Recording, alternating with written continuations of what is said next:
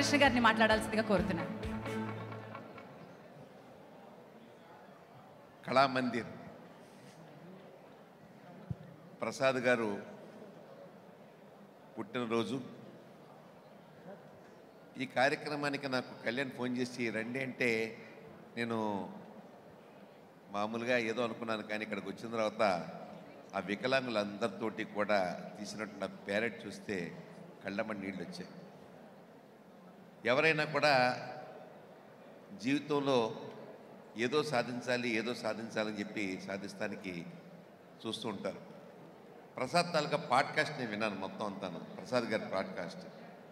ఆయన అమెరికాలో ఉద్యోగం చేస్తూ ఇక్కడికి వచ్చి బట్టలు కాదు అమ్మేది, ఆయన క్లాత్ షోరూమ్ కాదు, క్లాత్ షోరూమ్తో పాటుగా టెక్నాలజీని కూడా అమ్ముతున్నారు. ఆయన ఒక రకంగా టెక్నికల్గా శారీకి కావాల్సినటువంటి టెక్నాలజీని అంతా కూడా డెవలప్ చేసుకుంటూ ఒక R&Dని డెవలప్ చేశారు. బట్టల కొట్టులో బహుశా R&Dని డెవలప్ చేసినటువంటి ఏకైక వ్యక్తి మిస్టర్ కళామందిర్ ప్రసాద్ ఒక్కడని ఖచ్చితంగా నేను నమ్ముతున్నాను.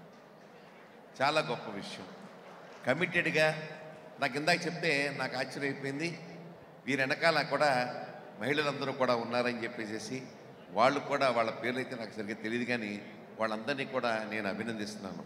ప్రతి వ్యక్తి యొక్క అభివృద్ధి వెనకాల ఒక మహిళ ఉంటుందంటారు.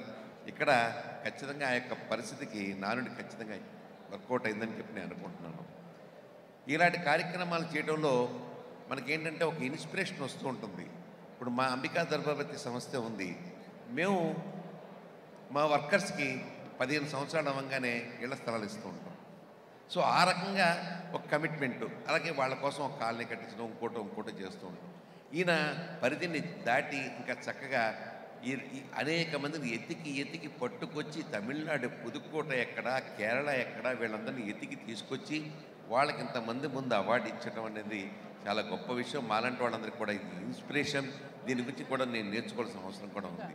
ప్రసాద్ గారి గురించి నాకు చాలా ఆనందంగా ఉంది. ఏంటంటే ఒక కళామందిర్ అనే ఒక బట్టల షాప్, యాక్చువల్గా క్లాత్ షోరూమ్ని IPA దగ్గరికి వెళ్ళిపోయి పబ్లిక్ ఇష్యూలో కూడా గ్రాండ్ సక్సెస్ అయ్యారంటే ఇట్స్ ఏ గ్రేట్. ఆంధ్రప్రదేశ్కి ప్రివిలేజ్ తీసుకొచ్చినటువంటి వ్యక్తి ఆయన.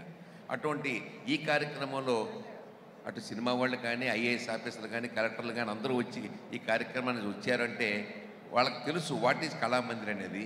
ఆ వాట్ ఈజ్ ఏ కళామందిర్ అనేది మరొక పర్సన్లో నేను వాడు చూశాను. నాకు చాలా ఆనందంగా ఉంది.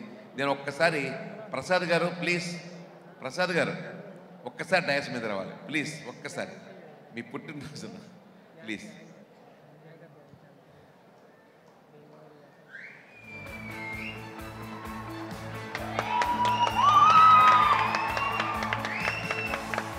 ప్రసాద్ గారు క్లాస్ షాపే పెట్టారు.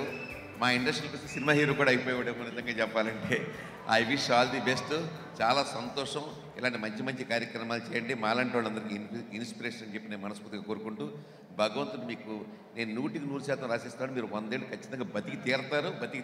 కంగ్రాచులేషన్స్. ఆ అమ్మవారి దయ వల్ల ఆ భగవంతుడు ఆశీస్సులు మీకు ఎల్లప్పుడూ ఉండాలని చెప్పి కళ్యాణ్ గారిని కూడా నేను మనస్ఫూర్తిగా ఈ కార్యక్రమానికి ఆహ్వానించే కళ్యాణ్ కూడా నేను ఖచ్చితంగా అభినందిస్తున్నాను.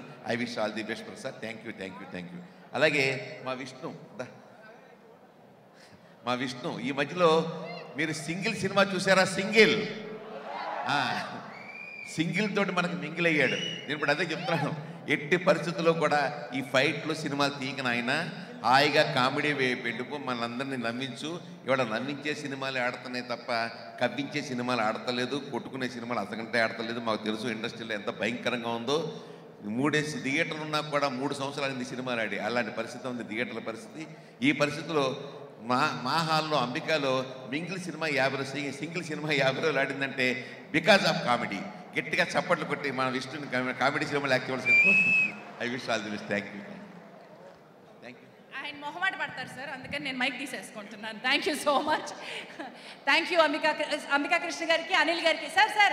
సార్ మీకు చిరు సత్కారం చేస్తారు, ఉండండి సార్. భరద్వాజ్ గారి చేతుల మీదుగా భరద్వాజ్ గారిని వారిని మా గెస్ట్లందరినీ సత్కారం చేయాల్సిందిగా కోరుతున్నాను. శిరాశ్రీ గారు అండ్ భరద్వాజ్ గారు.